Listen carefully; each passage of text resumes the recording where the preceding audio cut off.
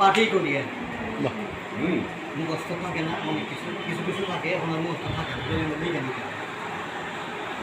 সবারই স্বাগত। অপবিত্র পবিত্র বা সর্বাদস্কাঙ্কুটা যস্মরে কুণ্ডলিকা সবাজ্য অভ্যন্তর কিছু গুরু ব্রহ্মা গুরু বিষ্ণু গুরুদেব মহেশ্বর গুরুদেব পরম ব্রহ্ম তস্मै ওম নমো ভগবতে বাসুদেবায়। শ্রীমদ্ ভগবত গীতা। আমি গীতার চতুর্থ অধ্যায় অর্থাৎ জ্ঞান ও যুগ এ থেকে শ্লোক 10 ও 11 পাঠ করছি। বিতরাগ ভয় ক্রোধা মন্ময়া মামুপাশ্রিতা বহব জ্ঞান তপসা উতা মদ্ভাব গীতা।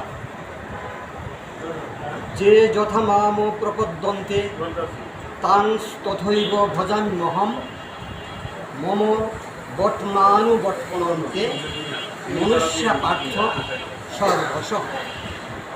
এর বঙ্গানুবাদ হল, বিষয়ানুরাগ ভয় ও ক্রোধ বর্জন করিয়া আমাতে একাগ্রচিত্ত ও আমার শরণাপন্ন হইয়া আমার জন্মকর্মের তত্ত্বালোচনারূপ জ্ঞানময় তপস্যার দ্বারা পবিত্র হইয়া অনেকে আমার পরমানন্দভাবে চিরস্থিতি লাভ করিয়াছেন।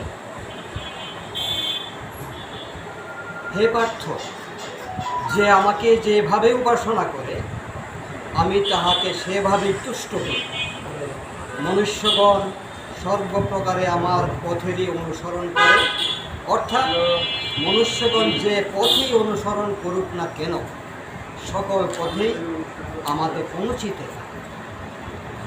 ওম শান্তি শান্তি শান্তি।